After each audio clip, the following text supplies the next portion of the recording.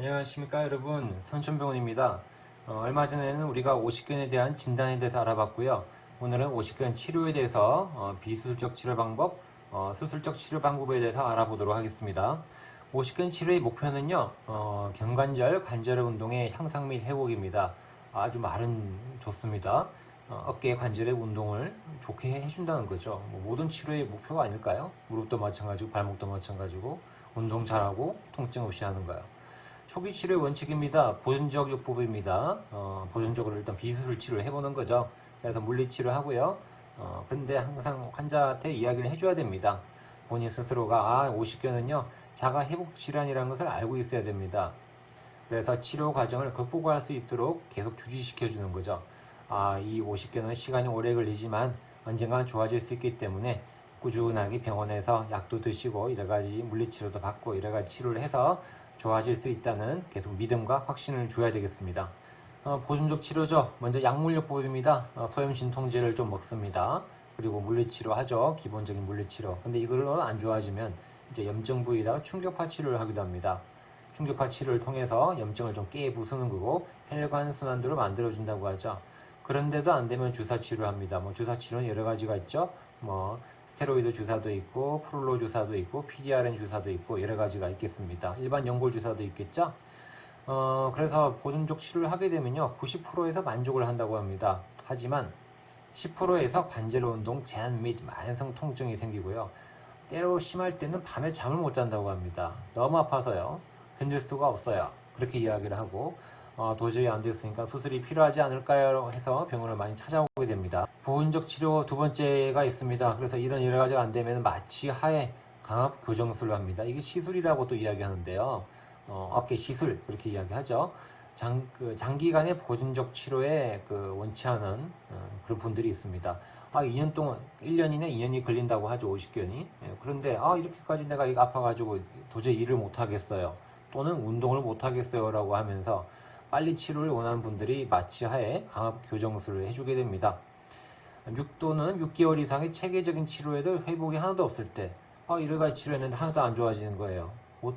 난 못 견디겠어요 할 때 이런 방법으로 해주는 거죠. 그래서 하는 방법은 먼저 위로 올리는 전방 거상, 신전, 그 다음에 외전 순으로 어깨의 관절 가동 범위를 늘려주게 됩니다. 좋은 경우는요 우리가 조작 도중에 유착이 풀리는 소리나 느낌이 납니다. 두둑하면서 좋아지면서 관절이 갑자기 좋아지는 거죠. 효과 없는 경우입니다. 온 힘을 다해서 움직였는데요. 관절 운동 똑같아요. 움직일 때만 움직이고 가만히 있으면 다시 또 굳어지는 느낌.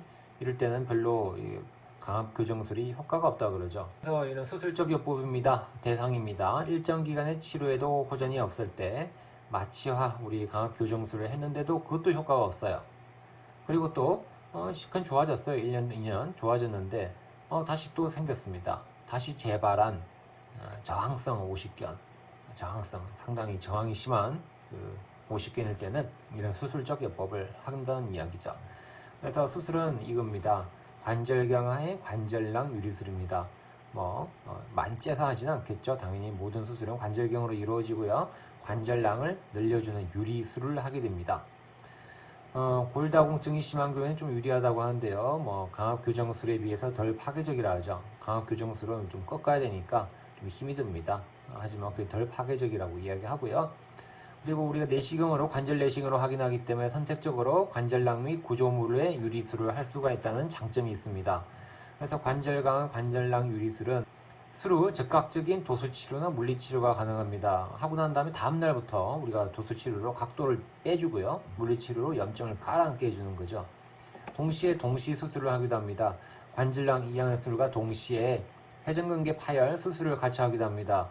들어갔는데 보니까요. MRI상에서는 부분 파열인데 실제로 알고 보니까 완전 파열이고 심한 경우에는 회전근개 파열 봉합술도 같이 해주는 거죠. 들어간 김에 같이 해야 되겠죠? 그리고 더불어서 견봉 성형술도 같이 해주게 됩니다. 주의해야 될 거는 아무래도 우리가 관절경을 넣을 때 삽입을 해야 되는데요. 좁은 관절강으로 관절경이 들어가다가 뼈를 둘러싸고 있는 뼈연골에 손상이 생기기도 합니다.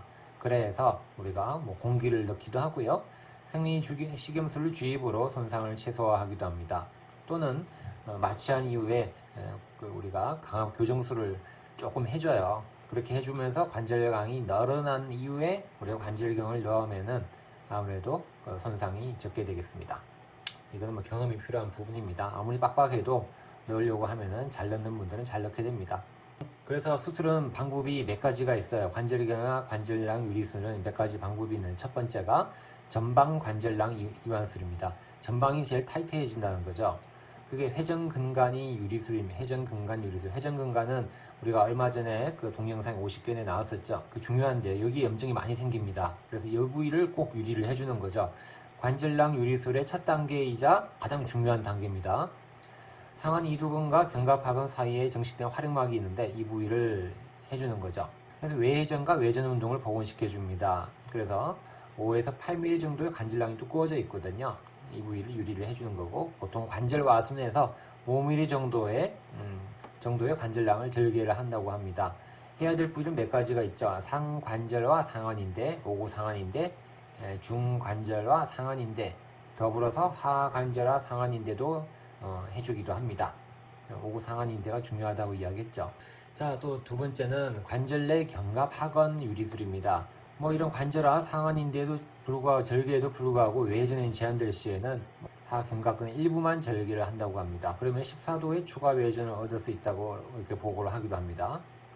하방 관절낭 이완술입니다. 이거는 좋기는 하죠. 주의해서 하셔야 됩니다. 하방을 할 때는 애가신경이 손상을 주의를 해야 되므로 애가신경은 5시, 7시 사이 관절낭이 가까이 위치하므로 이 부위를 할 때 조심하셔야 되고 이전에 어깨 관절 수술 경력이 있으면 이 조작은 아주 조심스럽게 되도록이면 피해야 되는 소식이 되기도 합니다. 후방 관절낭 이완술입니다. 대부분의 경우 후방 관절낭은 정상적인데요. 근데 여기도 타이트한 분들이 있습니다.